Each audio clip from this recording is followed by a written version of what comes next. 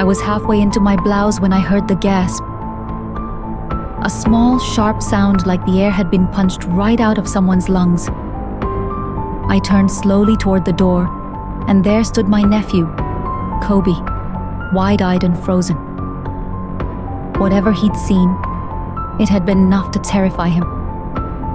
Before I could speak, he bolted, the secret revealed. When I found Kobi under the old mango tree, his face was pale with fear. "Auntie, you're back," he whispered.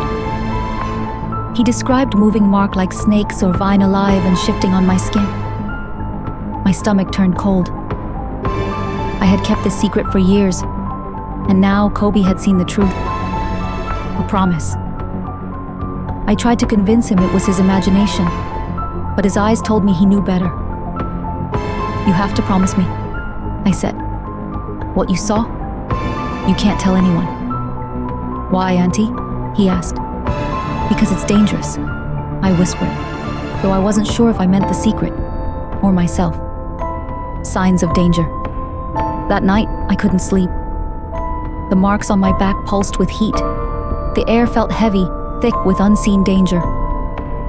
When I heard the soft hiss of leaves with intent, I knew they had found me. I rushed to Kobi's room. "I hear it too," he whispered.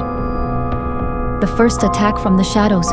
A shape slithered forward, dark and fluid, like living ink. "Stay behind me," I told Kobi. The marks on my back twisted and burned, and when the creature lunged, the marks came alive. Black tendrils burst from my skin, wrapping around the shadow. The battle begins. The creature fought, shrieking as my tendrils tightened around it. But then Kobi's voice broke through the chaos. "Auntie, behind you!" Another shape emerged, larger, faster, and struck. Pain bloomed across my shoulder, but my power surged back. An unseen enemy. More shapes gathered. I could feel them coming. "Kobi, you have to run," I said. "No, I'm not leaving you," he cried. But it was too late. The room grew colder, the air thick with darkness. The voice in the shadows. A terrible voice filled the room. "We found you." The words slithered into my mind. I stood my ground, my body burning with power I barely understood. "You'll wish you hadn't," I whispered. I felt my skin ripple, my bones shift. A terrible hissing sound escaped my throat, and when I looked at my hands, they were no longer entirely human. Scales glinted in the dim light, and my fingers curled like claws. "Auntie, what's happening to you?"